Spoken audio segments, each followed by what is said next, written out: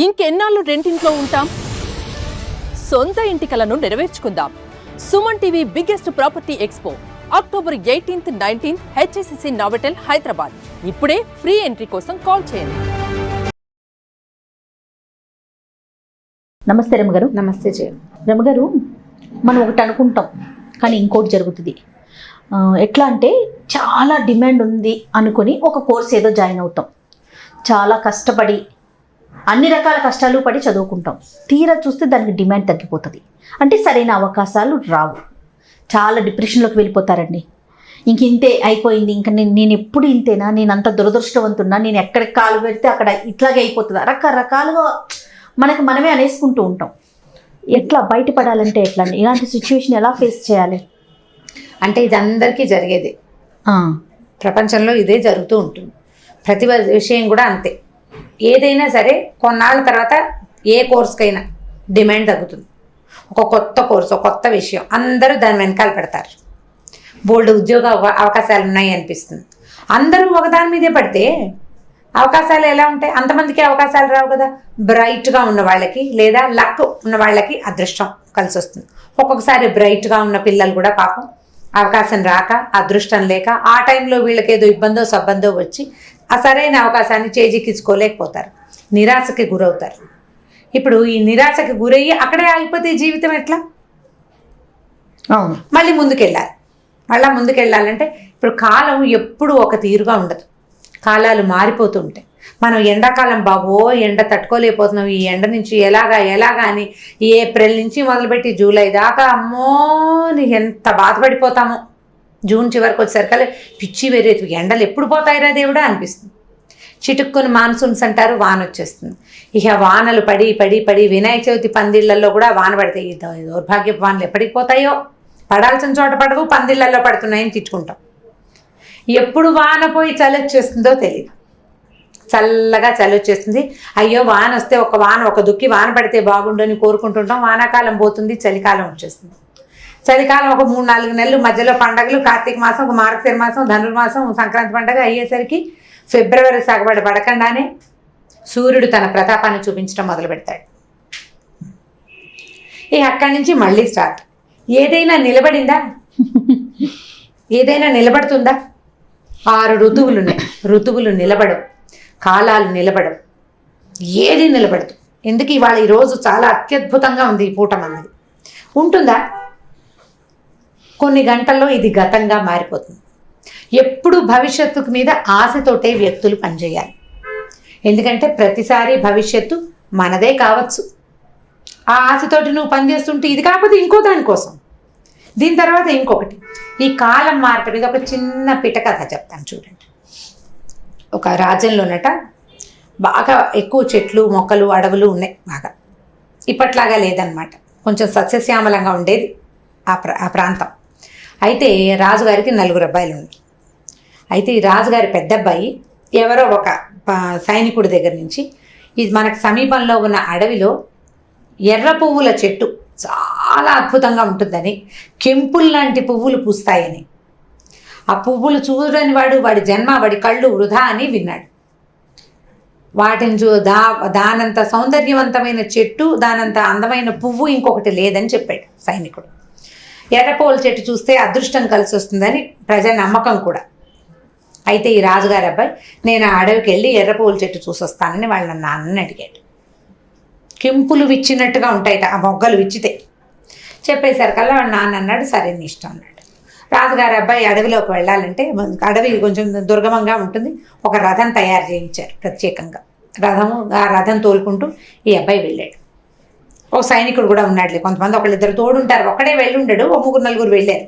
వెళ్ళాక బాగా డీప్ లోపల అడవిలోకి వెళ్ళిన తర్వాత ఒక నల్లటి చెట్టును చూపించి సైనికుడు అన్నాడు, ఇదే ప్రభు ఎర్రపూల చెట్టు అన్నాడు. అది మోడు, నల్లగా దుక్కలాగా ఉంది, దానికి ఎక్కడా పువ్వు కాయ ఏమీ లేవు, ఒట్టి మోడుగా ఉంది. ఇదేం చెట్టు రా అన్నాడు. ఇదే ప్రభు చెట్టు అన్నాడు.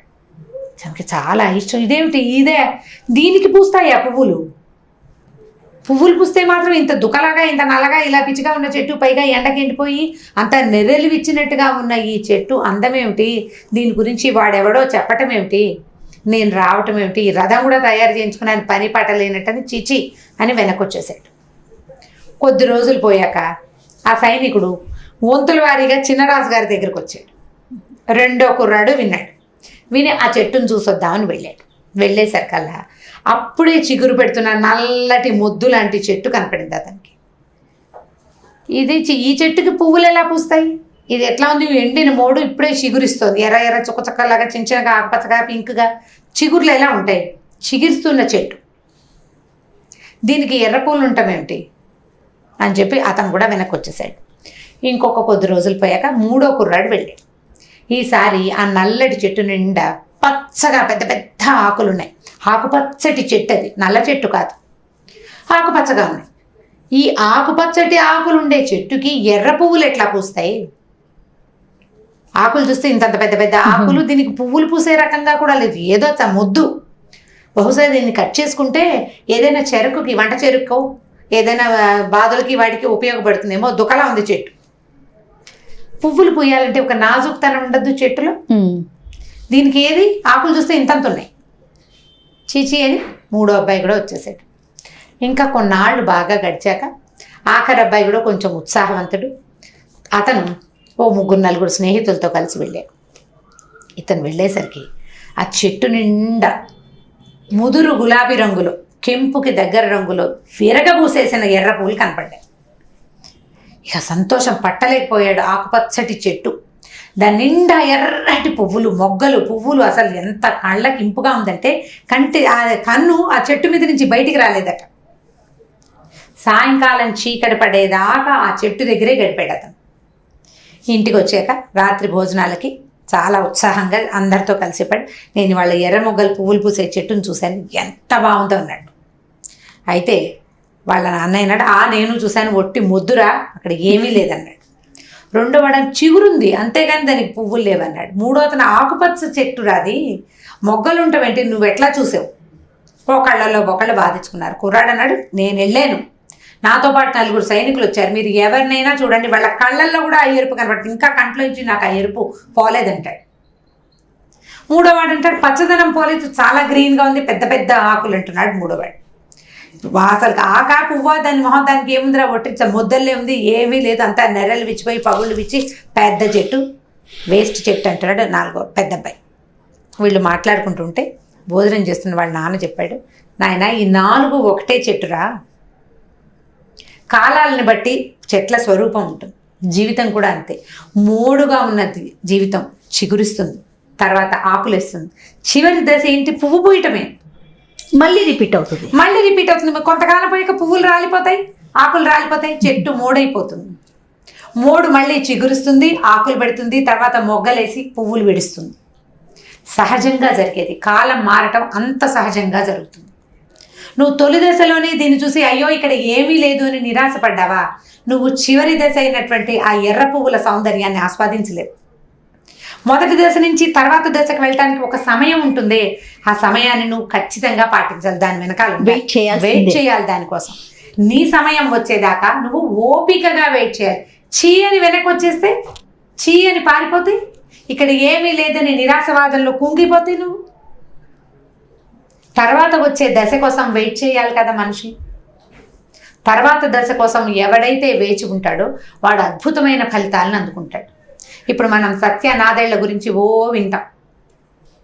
ఆయన ఇక్కడే చదివాడు, ఇక్కడే ఉన్నాడు, ఈ ఊరు నుంచే వెళ్ళాడు. ఇవాళ ఆ దశని 20-25 ఏళ్ల నాడు ఆయన తెలుసుకున్నాడా? తనకు తెలీదు. తన పని తను త్రికరణ శుద్ధిగా చేసుకుంటూ ముందుకెళ్ళాడు. ఇప్పుడు అక్కడ ఉన్నాడు, చెప్పుకుంటున్నాం మనం. పోనీ వాళ్ళ అమ్మ నాన్నకి తెలుసా మా వాడు రేపొద్దున అక్కడెక్కడికో వెళ్తాడని? ఇవాళ ఒలింపిక్స్లో సాధించే చిన్న చిన్న పిల్లలు కూడా పథకాలు సాధించేస్తున్నారు. వాడికి తెలియదు. 6 నెలల నాడు నేను ఈ పథకాన్ని సాధిస్తానని వాడికి తెలియదు. ముందుకెళ్తే తెలుస్తుంది. మధ్యలో ఓడిపోకుండా వీళ్ళంతా ముందుకెళ్ళిపోయారా? ఏం కాదు. జీవితంలో ఎన్నో రకాల ముళ్ళబాటలు మన నడిచేటప్పుడు పువ్వులు, ముళ్ళు, ఆకులు బోల్డని వస్తాయి. మధ్యలో అడ్డంకులు, గోతులు, మనకు తెలుసుకొని మనం చేసే పొరపాట్లు కొన్ని, తెలియక తప్పటడుగులు వేసే కొన్ని, అన్నీ దాటుకుంటూ ముందుకెళ్తే అద్భుతమైన ఫలితాలను ప్రతి మనిషి తీసుకోగలుగుతాడు. ఎవరి లెవెల్ ఆఫ్ థింగ్స్ మన జీవితాన్ని బట్టి, మన అవకాశాలను బట్టి, మనం చదివిన చదువుని బట్టి. ఇప్పుడు నువ్వు మామూలుగా చదివి నువ్వు ఎక్కడికో వెళ్ళాలంటే అవ్వదు. పోనీ మామూలుగా చదివినా నీ దగ్గర అత్యద్భుతమైన క్రియ ఏదైనా అద్భుతమైన విషయం ఉంటే అవకాశం సాధించగలుగుతాం. అవకాశం వస్తుంది. ప్రతి వాడికి అవకాశం వచ్చి తీరుతుంది. మనం ఓపికగా వేచి ఉండాలి అండ్ పని చేయాలి, కష్టపడాలి. దానికోసం వేచి ఉండాలి. ఊరికే నేను ఇంట్లో కూర్చొని వేచి చూస్తానంటే ఎలా వస్తుంది? నేను ఒకనాడు కింగ్ అవుతానని కూర్చుంటే రాదు. దానికి ప్రయత్నం చేసుకుంటూ ముందుకెళ్తే ఖచ్చితంగా ప్రతివాడు 3 దశ నుంచి చిగిర్చి పువ్వులు పూసే దశ వరకు ఖచ్చితంగా వెళ్ళగలుగుతారు. ఓపికగా కాలంతో పాటు ప్రయాణం చేయగలగాలి. కథ కంచికి మనం ఇంటికి. బాగుంది రమ్మగారు. నమస్తే. నమస్తే జయ.